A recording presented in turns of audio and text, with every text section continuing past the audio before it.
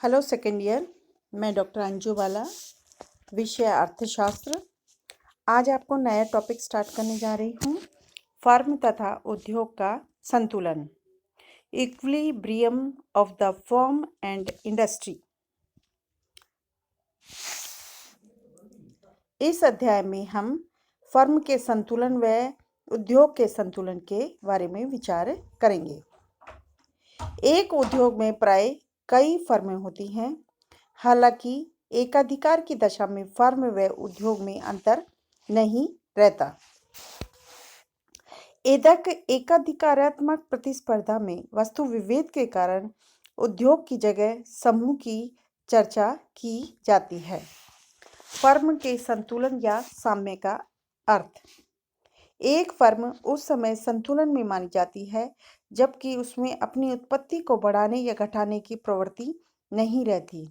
यहाँ पर एक फर्म के उद्देश्य का प्रश्न सामने आता है। प्राय एक फर्म का उद्देश्य अपना मौद्रिक लाभ अधिकतम करना होता है। अतः एक फर्म उस समय संतुलन में मानी जाती है जब वह अपना लाभ अधिकतम कर लेती है। इस बिंदु से जरा भी इधर उधर हो जाने पर उसका लाभ अधिकतम नहीं रह पाता, अर्थात कुल लाभ कम हो जाता है। लेकिन जब फर्म का उद्देश्य बदल जाते हैं तो संतुलन की स्थिति भी बदल जाती है। जैसे एक फर्म का उद्देश्य बिक्री को अधिकतम करना हो सकता है, अथवा उत्पत्ति को अधिकतम करना हो सकता है, अथवा विकास की दर को तेज करना हो सकता है। ऐसी स्थिति में फर्म के उद्देश्य के अनुकूल ही उसके संतुलन की चर्चा की जाती है। एक फर्म के संतुलन या साम्य की मान्यताएं। जिस प्रकार एक उपभोक्ता का व्यवहार विवेकपूर्ण होता है, वह अधिकतम संतोष प्राप्त करने का प्रयास करता है, उसी प्रकार एक फर्म का व्यवहार भी विवेकपूर्ण होता है, वह अपने लाभ को अधिकतम करने का प्रयास करता है। एक फर्म के लिए लाभ अधिकतम करने की धारणा उचित मानी जा सकती है। अतः फर्म उस समय संतुलन में मानी जाती है जब वह अपना लाभ अधिकतम करने में समर्थ होती है। इसके लिए उसे कम से कम लागत पर माल उत्पन्न करना पड़ता है और ऐसा उत्पादन की दी हुई दशा में किया जाता है। एक श्रमिक दूसरे श्रमिक से ज़्यादा या कम कार्यकुशल नहीं होता। इस प्रकार एक फर्म के संतुलन के पीछे निम्न मान्यताएं होती हैं। पहला, लाभ अधिकतमकरण का उद्देश्य। दूसरा, लागत न्यूनतमकरण। तीसरा, एक वस्तु का उत्पादन। चौथा, साधनों की कीमतों का अपरिवर्तित रहना। पांचवा, साधनों की कार्यकुशलता का एक सा होना। लाभ की मात्रा कुल आय व कुल लागत का अंतर होती है। अब हम एक फर्म की लागत वक्रों की सहायता से एक फर्म के संतुलन की शर्तों को स्पष्ट करेंगे। फर्म का आय वक्र। इसमें सबसे पहले कुल आय, टोटल रेवेन्यू। एक फर्म माल की विभिन्न इकाइयों को बेचकर जो कुछ आय प्राप्त कर सकती है उसे कुल आय कहते हैं। जैसा कि आगे की तालिका में बताया है, कुल आय 20 रुपये होती है। 2 श्रम इकाइयों को वह 39 रुपये, 3 इकाइयों पर 57 रुपये होती है, इत्यादि। दूसरा, औसत आय, एवरेज रेवेन्यू। कुल आय में वस्तु की इकाई को भाग देने से औसत आय प्राप्त होती है। औसत आय को कीमत भी कहते हैं। एक फर्म का औसत आय वक्र विभिन्न कीमतों पर फर्म के द्वारा बेची जा सकने वाली विभिन्न मात्राओं को दर्शाता है। औसत आय और औसत लागत का अंतर प्रति इकाई लाभ को बताता है।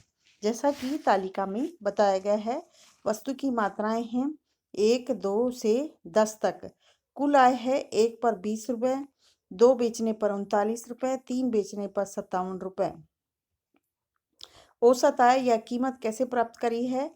कुल आय में उसने वस्तु की मात्रा का भाग दिया है। जैसे 20/1, 39/2, 57/3, 74/4, इस प्रकार आगे भी। और सीमांत आय है जो किस प्रकार प्राप्त की है? कुल आय में वस्तु की मात्रा का भाग देने से प्राप्त हुई है। वस्तु की मात्रा के परिवर्तन का भाग देने से प्राप्त हुई है। तीसरा है सीमांत आय यानी मार्जिनल रेवेन्यू। वस्तु की एक इकाई को बेचने से कुल आय में जो वृद्धि होती है उसे हम सीमांत आय कहते हैं। सारणी में जैसे एक इकाई से कुल आय, औसत आय व सीमांत आय 20 रुपये होती है। 2 इकाइयों पर कुल आय 39 रुपये होती है, जिससे दूसरी इकाई की सीमांत आय 39 माइनस 20 यानी 19 रुपये होती है।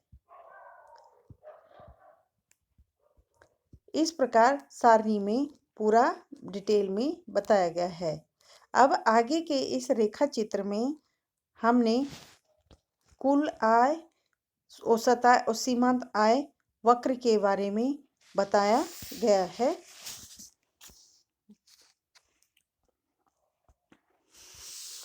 OX पे हमने वस्तु की मात्रा ली है। OY पर हमने आय ली है। वस्तु की मात्रा जैसे जैसे बढ़ती है, कुल आय भी बढ़ती हुई ऊपर की ओर वक्र लाइन दिखा रही है, लेकिन औसत आय है वो धीरे धीरे घटती हुई दिखाई दे रही है, लेकिन सीमांत आय उसके नीचे है।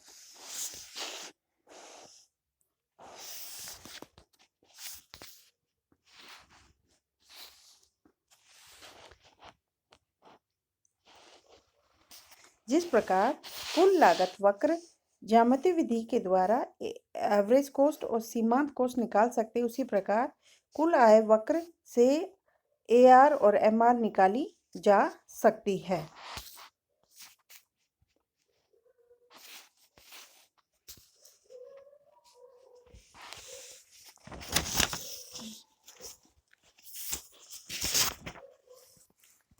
इसके लिए हमें हमेशा स्पर्श रेखा खींचनी पड़ेगी, जैसा कि रेखा चित्र में बताया गया है।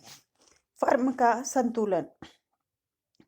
फर्म के लागत व आय वक्रों के अध्ययन करने के बाद फर्म का संतुलन की हम विचार करेंगे। पहला है कुल आय व कुल लागत वक्रों का उपयोग करके कुल आय व कुल लागत वक्र यानी TR व TC का उपयोग करके हम संतुलन या फर्म का अधिकतम लाभ या फर्म के संतुलन का बिंदु प्राप्त कर सकते हैं, जैसा कि तालिका में बताया गया है।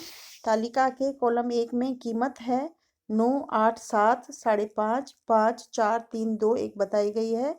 वस्तु की मात्रा 0, 1, 2 यानी जैसे जैसे कीमत ज़्यादा मात्रा में वस्तु बेचना चाहते हो तो उसके लिए आपको कीमत कम करनी पड़ेगी।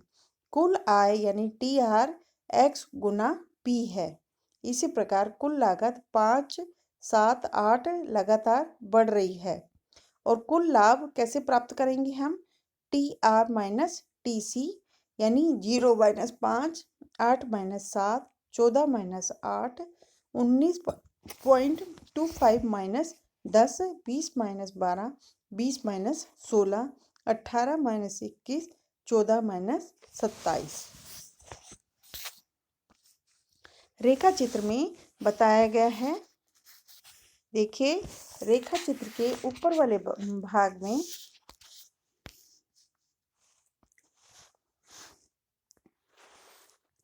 OX पे हमने वस्तु की मात्रा ली है, OY पे हमने TR माइनस TC ली है। जैसे जैसे वस्तु की मात्रा बढ़ती है, TR ऊपर की ओर बढ़ता हुआ फिर अंत में नीचे घटने लग जाता है, लेकिन TC है वो ऊपर की ओर बढ़ता हुआ दिखाई दिया है। इस प्रकार जो 4 यानी 3.5 मात्रा पर अधिकतम लाभ को दर्शा रहा है, क्योंकि वो सबसे ज़्यादा गैप है। इसी प्रकार नीचे के चित्र में OX पे हमने वस्तु की मात्रा ली है और OY पर मैंने कुल लाभ लिया है। 0 से ऊपर धनात्मक लाभ की बात हुई है और 0 से नीचे ऋणात्मक लाभ है। ये कुल लागत वक्र, कुल लाभ वक्र है, टोटल प्रॉफिट वक्र है।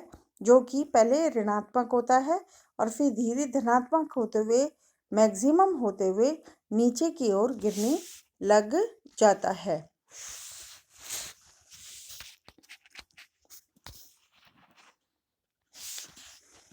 यानी चित्र से स्पष्ट होता है ऊपरी भाग में ए बिंदु पर स्पर्श रेखा MN बी पर स्पर्श रेखा RS के समानांतर होती है, अतः ये दोनों वक्रों की सर्वाधिक दूरी को सूचित करती है। अन्य बिंदुओं पर ऐसा नहीं होता।